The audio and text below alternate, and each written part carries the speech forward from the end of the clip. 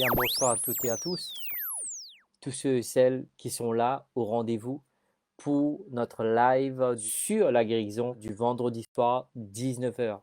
N'oubliez pas de partager, inviter un ami. Peut-être vous connaissez quelqu'un autour de vous qui a un souci de santé, qui est en train de vivre un défi au niveau de sa santé. N'hésitez pas, invitez-les. Là où sa parole est prêchée, sa puissance est disponible.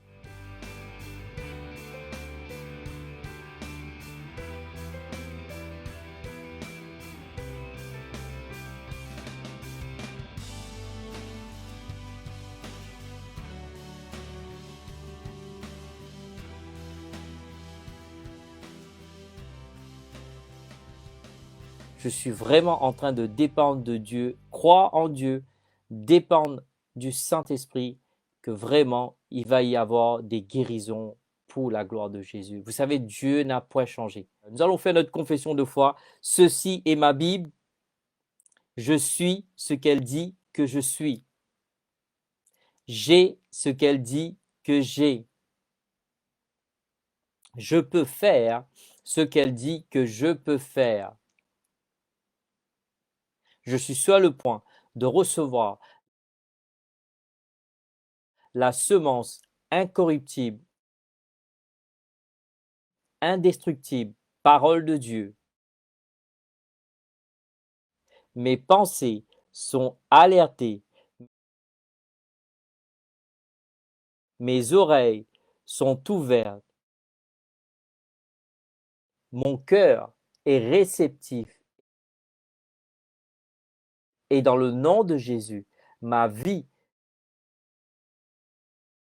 ne sera jamais, jamais, jamais la même. Oh, gloire à Dieu, alléluia. Vous savez, c'est quelque chose de très important de prendre conscience de cela, qu'à chaque fois que vous et moi, nous sommes exposés à la parole de Dieu, il y a quelque chose qui se passe. Vous savez, tout comme lorsque vous êtes exposé à l'eau, qu'est-ce qui se passe? Vous êtes mouillé. Amen. Gloire à Dieu. Et je crois de tout mon cœur, lorsque vous et moi, nous sommes exposés, lorsque la parole de Dieu est prêchée et enseignée, quelque chose se passe. Il y a une chose qui se passe premièrement, c'est qu'il y a une transformation. Et ce soir, je crois que nous débutons ce mois de juillet avec une transformation. Gloire à Dieu. Alléluia, dans nos pensées, dans notre vie. Alléluia, dans chaque aspect, chaque domaine de notre vie. Et surtout, la main puissante de Dieu va agir, va guérir, va délivrer, va restaurer. Alléluia, pendant ce mois de juillet. Gloire à Dieu. Nous allons commencer donc aujourd'hui notre premier volet. Gloire à Dieu. La guérison, c'est la volonté de Dieu. Amen. Donc nous allons voir ce premier point. Vous savez, c'est quelque chose de très important. Lorsque j'étais en train de méditer, je me suis dit, je crois de tout mon cœur qu'il n'y a pas de meilleur moment que maintenant pour parler au sujet de la guérison. Gloire à Dieu. La plupart d'entre vous, vous le savez, par rapport aussi à ce défi que j'ai vécu l'année dernière au mois de juin, n'est-ce pas? Alléluia. Je veux vous dire, après avoir vécu cela, ça a encore intensifié ma conviction, ma foi, alléluia, ma croyance en Dieu, que Dieu n'a point changé. Alléluia. Amen. Parce que si vous voulez, on a une culture dans l'église où nous sommes au Bon Berger, et c'est de commencer l'année avec un temps de jeûne que nous appelons le jeûne de Daniel. La plupart du temps, on attend ce temps-là pour préparer. Au fait, il y a quelques années de cela, Dieu a commencé à shifter cela dans ma vie. Au fait, dès que nous commençons à rentrer en vacances, Dieu commence à me rentrer dans un moment d'intimité avec lui plus profonde et me prépare pour la saison à venir. Et s'il y a une des choses que j'ai entendues dans mon cœur que le Seigneur m'a donné, le mandat spécifique qu'il m'a donné, c'est de revenir sur les fondements de la foi. La foi ne vient pas de ce qu'on avait entendu. La foi vient de ce qu'on entend, bien aimé. D'accord? Donc, ce qui veut dire qu'on doit être continuellement. Même si vous lisez l'épître de Pierre, il dit pour moi, c'est pas quelque chose de mal de revenir, vous répéter les choses. Vous savez, la répétition n'est pas mauvais en soi, gloire à Dieu, alléluia. Surtout quand il s'agit de la parole de Dieu. Amen.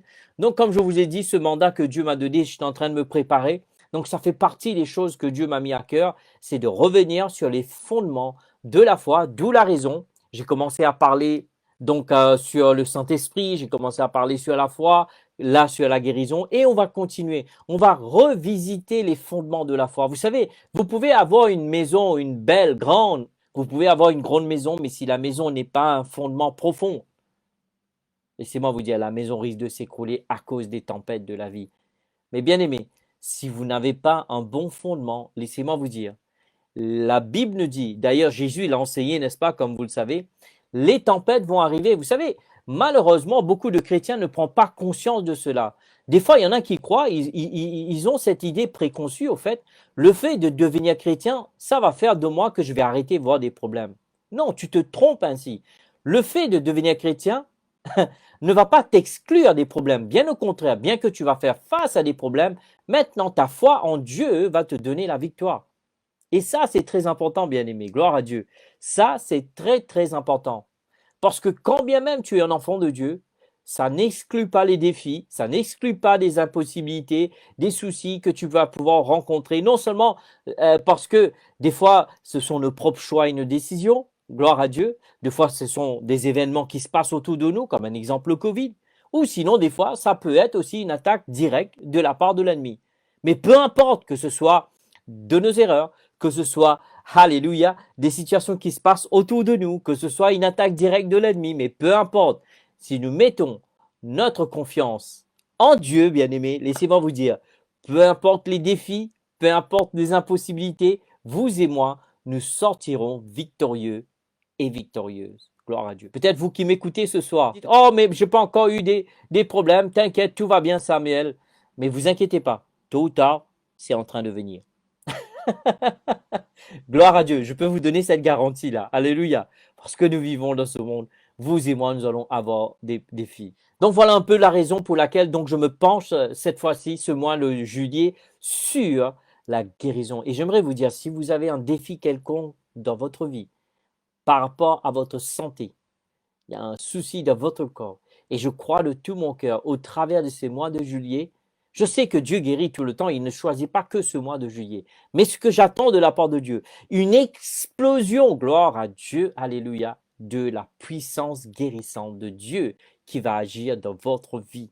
Gloire à Dieu, alléluia. Mais je sais qu'au travers de ce mois de juillet, gloire à Dieu, alléluia, nous allons voir une explosion, de la puissance guérissante de Dieu, alléluia. Gloire à Dieu, alléluia. Vous savez, Dieu n'a point changé. Vous savez, la première chose que vous et moi nous devrions comprendre, c'est que la guérison est la volonté de Dieu pour vous et moi. Je vais m'arrêter une seconde. Vous savez, des fois on parle, des fois il y a des chrétiens qui sont là, ils parlent, mais sans réfléchir à ce qu'ils disent au fait. J'aimerais que vous vous arrêtez pour juste quelques secondes. Juste laissez cette pensée vous pénétrer et devenir réelle en vous. Alléluia. Merci Saint-Esprit. Première chose à comprendre, il est la volonté de Dieu de vous guérir. C'est la volonté de Dieu de vous guérir. En gros, Dieu veut vous guérir. Je parle à toi qui m'écoutes, gloire à Dieu. Dieu veut vous guérir. Est-ce que vous pouvez dire cela? Dieu, juste levez votre main, gloire à Dieu, alléluia, amen. Vous savez, quand la parole de Dieu est prêchée, il ne faut pas rester inactive. Vous savez, quand la parole de Dieu, je dis, oh, je m'empare de cette promesse, je la fais mienne, gloire à Dieu, c'est à moi, c'est pour moi, gloire à Dieu. Il faut devenir réactif. Lorsque la parole de Dieu est prêchée, vous vous emparez de cette réalité, de cette promesse. C'est comme ça que la foi commence, bien aimé, qui se déclenche dans votre vie. Père, j'aimerais te remercier que c'est ta volonté de guérir tes enfants. Père, quand même les soucis, quand même les défis qu'il peut y avoir, c'est la volonté de Dieu. Père, je sais, alléluia, maintenant je peux dire, Père, que je ne le crois pas, mais je le sais, parce que je l'ai vécu, ta guérison dans ma vie, Père. Gloire à Dieu, gloire à Dieu. Vous savez, la foi doit toujours commencer quelque part. Quelqu'un a dit, la foi commence là où la volonté de Dieu est révélée. Je répète, notez-le. Gloire à Dieu, alléluia. Amen. La foi commence là où la volonté de Dieu est révélée. Vous savez, beaucoup de fois, on se pose des questions. Est-ce que Dieu veut? Est-ce que Dieu veut pas? Etc. Etc. Là, ça bloque la foi, en fait. Parce que ce sont des doutes et de l'incrédulité. Mais la foi commence lorsque la volonté de Dieu est révélée. Et c'est ce qu'on va faire ce mois de juillet. On va révéler la volonté de Dieu concernant la guérison. Waouh, gloire à Dieu. Il est la volonté de Dieu de me guérir. Amen. Parce que la guérison fait partie de son plan de rédemption. Vous avez entendu? La guérison fait partie de son plan de rédemption. Vous savez, beaucoup de fois, les chrétiens, les croyantes parlent de la rédemption. Quand ils parlent de la rédemption, ils ont cette idée, je ne dis pas incorrecte, mais incomplet, ceci dit. Amen. Ils pensent juste le fait d'être sauvé. Mais il n'y a pas que le fait d'être sauvé, parce que la guérison aussi fait partie du plan de Dieu dans la rédemption. Amen. Vous savez, lorsque vous et moi, nous allons dans les Écritures nous révèlent la nature de Dieu. Les Écritures nous révèlent qui est Dieu. Ah, c'est un bon début, n'est-ce pas? Si tu veux connaître Dieu, bien-aimé, ouvre ta Bible, lis ta Bible, parce que la Bible, comme dit Kenneth Hagin, c'est la parole de Dieu qui me parle. Oh mon Dieu, beaucoup de fois, il y a des croyants qui disent « Oh, je veux que Dieu me parle. » Bien-aimé, juste arrête-toi 5 minutes, ouvre ta Bible. Lorsque tu ouvres ta Bible, Dieu te parlera. J'aime bien ce que Kenneth Hagin a dit. Il dit « Quand je lis ma Bible, c'est Dieu qui me parle. » Et c'est comme ça que tu dois le voir. À chaque fois que tu passes du temps dans la Bible, tu dois avoir cette idée-là ancrée en toi. Lorsque je lis la parole, c'est Dieu qui me parle. Amen. Alléluia. Les Écritures révèlent la nature de Dieu. Mais les Écritures ne révèlent pas que la nature de Dieu. Les Écritures révèlent aussi l'attitude de Dieu à l'égard du péché, de la souffrance et de la maladie. La parole de Dieu révèle l'attitude de Dieu à l'égard du péché, à l'égard de la souffrance et à l'égard de la maladie. Si tu as envie de savoir qu'est-ce que Dieu pense au sujet du péché, lis ta Bible. Si tu veux savoir qu'est-ce que Dieu pense au sujet de la souffrance, lis ta Bible. Si tu veux savoir qu'est-ce que Dieu pense au sujet de la maladie, alors bien-aimé, je t'invite vivement, lis ta Bible. La nature de Dieu n'a pas changé au fil du temps. Et malheureusement, des fois, on se pose cette question-là. Des fois, vous et moi, on peut lire une histoire dans la Bible. Et la première chose qui nous percute, mais est-ce que Dieu va le faire aujourd'hui? Vous voyez, ce genre de raisonnement, ce genre de réflexion va vous faire reculer dans la foi, va vous limiter, va vous empêcher, va vous bloquer de recevoir ce que Dieu a pour vous. Parce qu'il ne faut pas oublier, à chaque fois que vous et moi, nous nous approchons la parole, non seulement Dieu va nous parler, l'ennemi aussi va nous parler. Ouh, mon Dieu. Oh, je vais recevoir des mails là. Vous avez vu dans le jardin d'Éden, vous avez vu avec Jésus, amen, dans le désert, qu'est-ce qui s'est passé?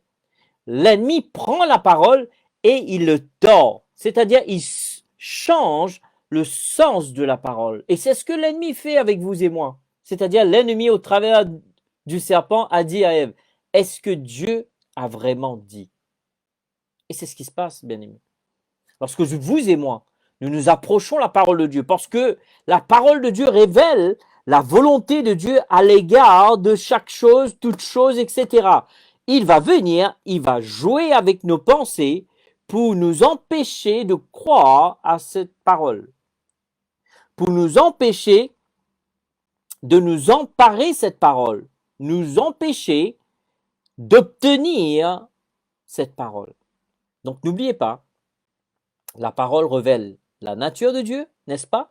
Et aussi la parole de Dieu révèle deuxièmement quoi? L'attitude de Dieu à l'égard du péché, de la souffrance, ainsi que la maladie. Amen, amen, amen. La nature de Dieu n'a pas changé. D'ailleurs, Hébreux 13, 8 nous dit, Jésus-Christ est le même hier, aujourd'hui et éternellement. Malachie 3, 6 nous dit, je suis l'Éternel, je ne change pas. Amen, gloire à Dieu. Dieu merci qui n'a point changé. Alléluia. Il ne change pas. Ce même Dieu qui a agi 2000 ans de cela au travers de la personne de Jésus au temps de son ministère terrestre, ce même Dieu qui agissait lors de la résurrection après la venue du Saint-Esprit pour qu'il donnât la naissance de l'église primitive dans le livre des Actes depuis la Pentecôte. Laissez-moi vous dire, ce même Dieu qui agissait au travers des apôtres, gloire à Dieu, c'est ce même Dieu qui agit aujourd'hui dans ma vie et dans votre vie. Gloire à Dieu. Alléluia. Amen. L'attitude de Dieu à l'égard du péché, l'attitude de Dieu à l'égard de la souffrance, l'attitude de Dieu à l'égard de la maladie n'a point changé non plus. Il faut connaître cela pour comprendre ce que c'est la guérison divine. Il faut saisir cette réalité, saisir cette vérité, gloire à Dieu. La première chose à connaître, à comprendre, répétez-le avec moi, gloire à Dieu. La première chose à connaître et à comprendre qu'il est la volonté de Dieu de me guérir. Répétez-le, alléluia. La première chose à connaître et à comprendre, il est la volonté de Dieu de me guérir. Alléluia. Oui, vous n'avez pas besoin de te guérir. Non, non, moi. Faites-le personnel. Gloire à Dieu. Emparez-vous de la promesse de Dieu. Confessez, alléluia, sur votre vie, bien-aimé. Alléluia. La première chose à connaître et à comprendre, c'est que il est la volonté de Dieu de vous guérir. Et deuxièmement, parce que la guérison fait partie de son plan de rédemption. Vous ne pouvez pas mentionner la rédemption sans stipuler la guérison. Parce qu'à chaque fois vous mentionnez la rédemption, gloire à Dieu, oui, nous sommes sauvés du péché. Gloire à Dieu, alléluia, Dieu, merci d'ailleurs, amen. Amen. Mais ça ne s'arrête pas là. Vous savez, il est écrit dans Matthieu 18, 16, il est écrit que sur la parole de 2 ou 3 témoins, toute affaire se règle. Ce qui veut dire, c'est un principe. Si vous trouvez 3 témoins, vous pouvez en être sûr que c'est vraiment la parole de Dieu, c'est la volonté de Dieu. Vous savez, une des choses qui est triste aujourd'hui, trop de fois, hein, nous basons nos convictions sur ce que l'autre dit. Mais vous savez, la marche de foi avec Dieu n'est pas basée sur l'opinion des uns des autres. La marche de foi est basée sur la parole de Dieu. Oh oui, tu sais, lui, il a dit ça. Je n'ai que faire ce qu'il dit, je n'ai que faire ce qu'elle dit. Si ce qu'il dit ne s'aligne pas avec la parole, si ce qu'elle dit ne s'aligne pas, avec la parole, alors je n'ai que faire. Oh, ça doit être votre attitude. Ouh, gloire à Dieu, alléluia. Amen. Vous savez, un jour, j'ai entendu un homme de Dieu me dire cela et je l'ai adopté. Vous savez, Dieu ne vous a pas donné des doigts seulement pour manger, mais Dieu vous a donné des doigts pour pouvoir aller dans votre Bible. Donc, on va lire ces 3 témoins. Et là, je suis en train de bâtir quelque chose de très important. Vous savez, on ne peut pas dire, oui, mais au fait, la parole de Dieu le dit. Non, non, non, non. Non, non, non, c'est pas ça l'attitude. Non, il est écrit. Ça doit être l'attitude de chaque croyant et croyante. Vous savez, c'est pas juste oui, il est dit. Non, il est écrit. Il est écrit où? Et c'est ce qu'on va voir. Nous allons commencer à lire le premier témoin que j'ai pris aujourd'hui. Amen.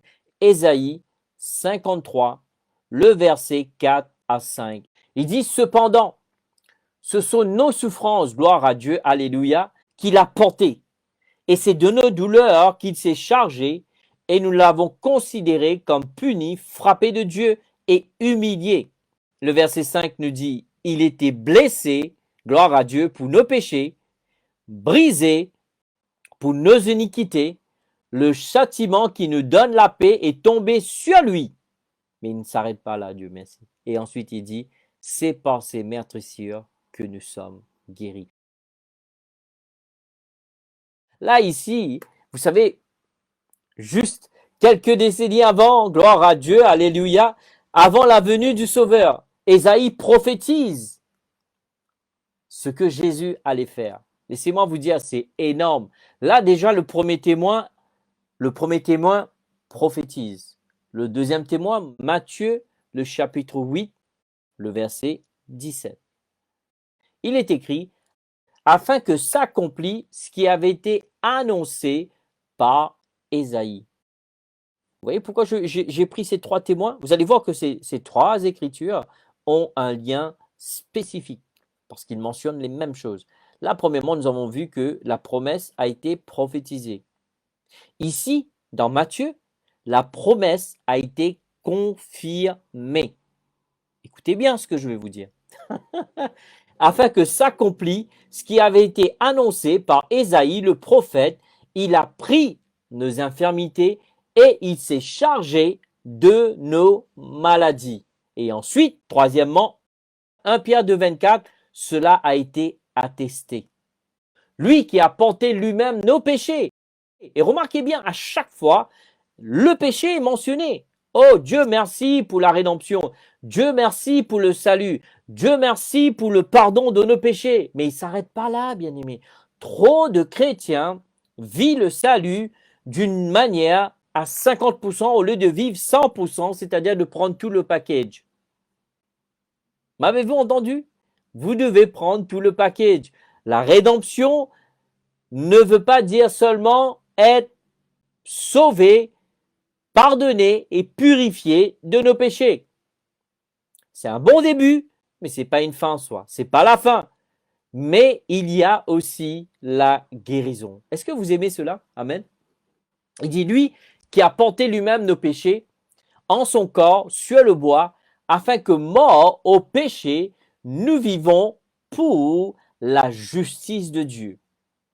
Lui, par les meurtrissures duquel vous avez été guéris. Vous avez vu? Ésaïe a prophétisé, Matthieu a confirmé, et là Pierre, il vient, il atteste. Il a dit, c'est une chose faite. Oh mon Dieu, mon Dieu. Laissez-moi vous dire, bien aimé, vous savez, je peux comprendre. Hein. Encore une fois, j'ai eu depuis que, au fait, depuis que j'ai vécu ce défi par rapport à ma santé, il y a beaucoup de choses que, au fait, que j'ai pu comprendre. Encore une fois, sinon, j'aurais jamais eu l'occasion de comprendre cela. Déjà, en tant que chrétien, ça peut arriver d'avoir un défi au niveau de sa santé.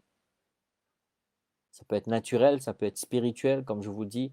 Ça peut être aussi du laisser aller, ne pas prendre soin de son corps, mal se nourrir, etc. On en parlera en tout cas, j'espère. Ne pas faire des exercices, tout ça. Des fois, on maltraite notre corps, vous savez. Et après, on est surpris. Vous savez, il ne faut pas oublier, si une voiture n'est pas entretenue, beaucoup de fois, on ne prend pas conscience de cela. C'est qu'une voiture doit être entretenue. Mais si vous n'entretenez pas votre corps, certainement, comme une voiture qui n'est pas entretenue, ça va avoir des répercussions. Mais Dieu merci pour sa grâce, en tout cas. Encore une fois, ce n'est pas une parole de condamnation, bien aimé. Je veux juste des fois, vous savez, c'est comme si quelqu'un qui mange des nourritures très caloriques, avant de manger, ils vont prendre le repas, ils vont rendre grâce, ils vont dire oui, au nom de Jésus, je maudis toutes ces calories. Mais vous voulez rire. Là, ce n'est pas la foi, c'est de la stupidité. Je répète, là, ce n'est pas la foi, c'est de la stupidité. Excusez-moi de vous le dire. Je voulais accentuer dessus. Premièrement, la guérison fait partie du plan de rédemption de Dieu. Ok? Donc, vous avez vu, je vous ai montré trois témoins, n'est-ce pas? Premièrement, ça a été prophétisé. Deuxièmement, confirmé. Troisièmement, attesté par l'apôtre Pierre. Vous savez, bien aimé, la guérison fait partie de notre salut. Vous ne pouvez pas. Maintenant, je vais dire quelque chose qui risque de vous brusquer un peu. Comment on peut dire qu'on est sauvé alors qu'on a du mal à croire en Dieu pour la guérison? Je veux dire, ce même Dieu qui t'a promis que... Mais comment tu peux croire que de quelque chose que tu n'as jamais vu, tu n'as jamais été, comment tu peux en être sûr que tu vas mourir, tu vas partir au ciel et tu vas être avec Dieu? Et là, il te dit que tu peux être guéri et tu as du mal à le croire. Amen, bien-aimé. Alléluia. Il faut faire attention à cela. parce que nous devons croire les promesses de Dieu. La Bible dit dans Nombre, le chapitre 23, le verset 19, Dieu n'est point un homme pour mentir. Dieu n'est pas un menteur, ni le fils de l'homme pour mentir. S'il l'a dit, ne le fera-t-il pas? S'il l'a décrété, est-ce qu'il ne va pas l'exécuter? Laissez-moi vous dire, ce que Dieu a dit, bien-aimé, il le fera. Dieu n'est point un menteur. Le diable est un menteur. Dieu est un Dieu de vérité. Je le répète, le diable est un menteur, mais le Dieu que vous et moi nous servons est un Dieu de vérité. Gloire à Dieu. Alléluia. Donc, comme je disais, la guérison fait partie de notre salut. Vous pouvez le dire cela, répétez cela. Dites, la guérison fait partie de mon salut. Amen. Amen. Vous savez, avec ces moments que vous allez avoir avec moi, vous savez, des fois on crie, on prêche, etc., etc. Mais des fois, vous s'arrêtez, juste laisser la parole de Dieu pénétrer, vous savez, dans le calme. Vous savez, un jour, j'ai entendu Kenneth Hagin dire cela dans une des conférences. Il a dit, si vous attendez toujours les spectaculaires, vous risquez de passer à côté du Saint-Esprit. Et des fois, maintenant, je fais attention à ça. Parce que je sais que quand bien même je suis en train de que de temps en temps je crie, bien sûr. Je ne crie pas, mais je suis enthousiaste.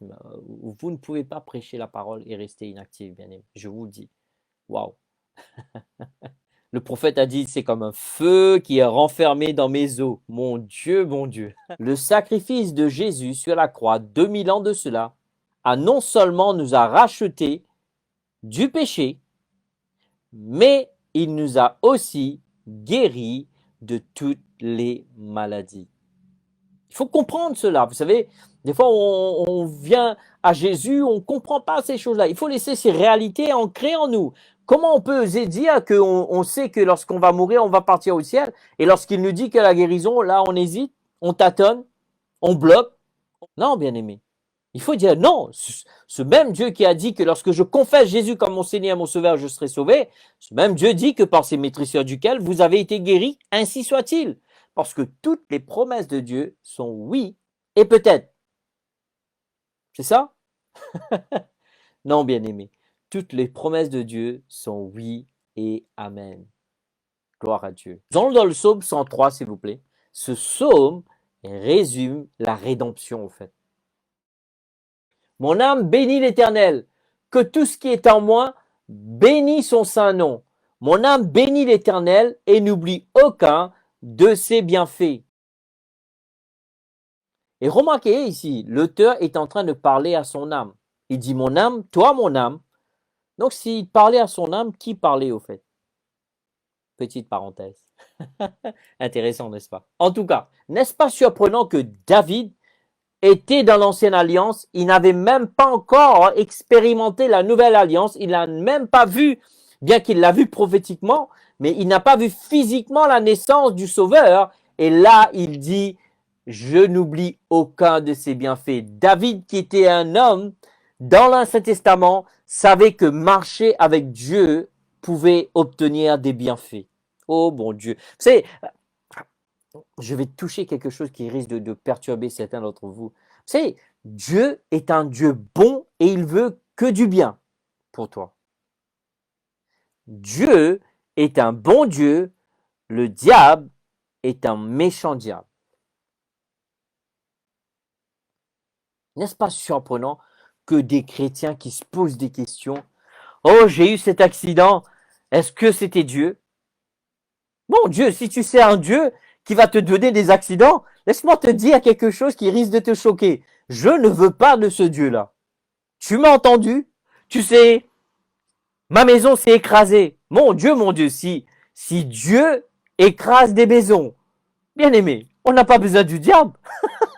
Vous voyez comment on peut avoir des idées fausses, des convictions fausses, des pensées fausses bâties sur la religiosité, bâties sur la religion, bâties sur des prédications qui ont été prêchées par des têtes vides. Et ils vont analyser. Et ils vont dire, oh, tu sais, on ne sait jamais. Les pensées de Dieu sont profondes. Quelle profonde? Ouvre ta Bible. Ouvre ta Bible, bien-aimé. Amen. Je n'ai jamais vu Dieu casser la maison de quelqu'un. J'ai vu Dieu réparer la maison de quelqu'un. Je n'ai jamais vu Dieu rendre malade quelqu'un. Vous savez bien que j'étais en train de préparer le terrain pour venir dans ce chantier-là. Parce que trop de fois, oh, tu sais, Dieu m'a donné cette maladie pour m'apprendre quelque chose. Déjà, je vais vous dire, où croyez-vous que Dieu va avoir la maladie? Il n'y a pas de maladie dans le ciel, bien-aimé. Oh, tu sais, pasteur, Dieu voulait vraiment m'enseigner. Laisse-moi te dire, j'ai pas eu besoin d'être malade pour être enseigné. J'ouvre ma Bible, je fais une étude, je serai enseigné. Tu vas à un séminaire, une formation, tu seras enseigné. Alors arrête d'écouter ces stupidités, des mensonges qui viennent directement du puits de l'enfer. Je déclare la guerre contre ces mensonges que l'ennemi est en train d'utiliser, des gens qui prêchent au nom de Dieu, mais des paroles mensongères. Encore une fois, je ne suis pas en train de parler contre quelqu'un. Je suis juste en train de dire, je suis contre ces pensées contraires à la parole de Dieu. Tu sais, David dit, je bénis Dieu et je n'oublie aucun de ses bienfaits. Dans la pensée de David, il savait que Dieu voulait que des bonnes choses pour lui. Alors comment nous, les chrétiens au XXIe siècle, en 2021, nous pouvons oser penser que Dieu veut nous faire du mal, que Dieu veut nous faire du tort? Oh, tu sais, non, ferme ta bouche, lis la Bible.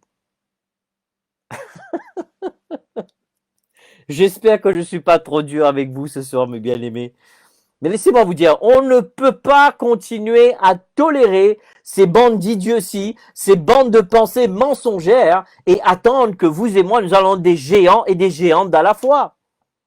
On ne peut en aucun cas continuer à tolérer ces mensonges en tout cas. Amen. Et attendre que vous et moi, nous allons être des géants et des géantes de la foi, ça ne marchera pas, bien aimé. Pourquoi? Parce que nous sommes en train de croire un mensonge. Un mensonge nous gardera liés. Écrivez ceci. Un mensonge te gardera toujours lié, tandis qu'une vérité te libérera. M'as-tu entendu? Jean 8, 32. Vous connaîtrez la vérité vous affranchira. Si on l'inverse, amen. Si vous ne connaissez pas la vérité, donc vous êtes dans le mensonge, et vous ne serez pas libre, vous serez lié. Donc, comme je vous le dis là maintenant, si vous tolérez des mensonges dans votre vie, les mensonges vont vous garder captifs. Mais par contre, la vérité, encore une fois, je n'ai pas dit une vérité, j'ai dit la vérité. Qui est la vérité? Jésus est le chemin, la vie et la vérité. Gloire à Dieu, Jean 14, 6. Et nul ne vient au Père si ce n'est que par moi. Jésus est le chemin de vérité, gloire à Dieu. Jésus est la vérité, bien-aimé. Sa parole est la vérité. Le Saint-Esprit est l'Esprit de vérité. Dieu le Père est Dieu de vérité. Alors, abattons ces mensonges dans nos pensées et dans nos âmes et libérons-nous de ces chaînes mensongères qui nous gardent captifs et nous dire que Dieu va nous rendre malades. Bien-aimé, lis ta Bible, Dieu n'est pas schizophrène, bien-aimé. La Bible dit que Jésus est venu faire la volonté de Dieu. Et Acte 10, 38 nous dit comment Dieu a oint du Saint-Esprit et de force que Jésus-Christ de Nazareth, allant de lieu en lieu, faisant du bien, guérissant. Mon Dieu, mon Dieu. Alors arrêtez de dire que c'est Dieu qui nous rend malades. Mon Dieu, mon Dieu. Alléluia. Waouh. Excusez-moi, ce n'était pas dans mes notes. Je pense que là, c'est une vache sacrée que Dieu est en train de traiter dans votre vie. Dieu ne rend personne malade. S'il y a une chose que Dieu fait, Dieu rend bien tout le monde. Dieu guérit les gens. Dieu ne rend pas malade les gens. Ok? Amen. Je sais que Dieu est en train de travailler dans le cœur de quelqu'un ce soir. Alléluia. Je le sens. Mon Dieu, le Saint-Esprit est en train d'œuvrer. Il dit ensuite, j'oublie aucun de ses bienfaits. C'est lui qui pardonne toutes mes iniquités. Et même David, dans l'Ancien Testament, il dit, qui guérit toutes les maladies. David, un personnage de l'Ancienne Alliance, l'Ancien Testament, n'est-ce pas? Il savait que Dieu sauve et Dieu guérit. N'est-ce pas surprenant que nous sommes ceux du Nouveau Testament, de la Nouvelle Alliance, Livre des Hébreux nous dit que nous avons une meilleure alliance basant sur des meilleures promesses. David, qui était dans l'ancienne alliance, savait que Dieu sauve, Dieu guérit. Et nous sommes ceux de la nouvelle alliance. Nous ne savons pas. Nous sommes sûrs que Dieu sauve, mais pas vraiment sûrs que Dieu guérit. Il y a un problème. Il y a un problème, n'est-ce pas? Il faut réajuster notre conviction, bien-aimés. Pourquoi? Parce que nous avons cru des mensongères. Vous savez, j'aime bien ça de voir des gens, c'est qui vont scruter, ils vont toujours trouver des excuses. Pourquoi Dieu ne t'a pas guéri? Je n'ai que faire le pourquoi Dieu n'a pas fait. Ce que je sais, c'est qu'il le fait. Peut-être pas tout de suite, peut-être pas maintenant, peut-être pas demain, peut-être pas après-demain, mais une chose est sûre. Je reste convaincu, quand bien même aujourd'hui, demain, après-demain, il le fait. Oh mon Dieu, mon Dieu, mon Dieu, mon Dieu est celui qui guérit. Gloire à Dieu. Waouh. Amen, amen. Ouh, alléluia. Alléluia. Alléluia. Oh mon Dieu, mon Dieu, mon Dieu, mon Dieu. Je vais vous dire, je sens vraiment la puissance du Saint-Esprit qui est en train d'agir. Gloire à Dieu. Donc, vous voyez bien, hein, tout ce que je suis en train de vous montrer et vous dire, comme je vous le dis souvent, ne le faites pas parce que je vous le dis de le faire. Faites-le parce que c'est ce que la parole de Dieu dit de faire. Ne le croyez pas parce que je le dis. Croyez-le parce que je vous montre que cela se trouve dans la parole de Dieu. Et jusqu'à maintenant, tout ce que je suis en train de vous dire, je vous montre dans le livre. Aujourd'hui, au XXIe siècle, on ne peut plus tolérer cela d'être un chrétien ignorant et ignorant. Bien aimé, il y a tellement de choses disponibles. On ne peut pas. Alors arrêtez de vous engouffrer dans des choses bizarres. Sortez, gloire à Dieu. Soyez libres au nom de Jésus. Et emparez-vous des promesses de Dieu. Alléluia. Amen, amen, amen. Est-ce que les deux vont ensemble? Le salut et la guérison. D'ailleurs, vous savez, moi, quand la première fois j'ai entendu parler de l'évangile à l'île Maurice, quand j'étais là-bas, vous savez que j'ai grandi jusqu'à l'âge de 22 ans, je suis arrivé ici. Après mon arrivée ici, après une expérience douloureuse, c'est là que j'ai rencontré Jésus. Mais on parlait toujours au sujet de l'évangile en tant que salut et guérison. N'est-ce pas surprenant qu'on était dans le monde, on le savait. Maintenant qu'on est en Jésus, oh, je ne sais pas, pasteur, si vraiment Dieu veut vraiment me guérir. Bien aimé, il faut qu'on se réveille là. Il faut qu'on se réveille. Comment est-ce que les deux vont ensemble, le salut et la guérison? La réponse est simple. Écoutez bien, je suis en train de clôturer. Sauver est le mot grec sozo, qui veut simplement dire être complet.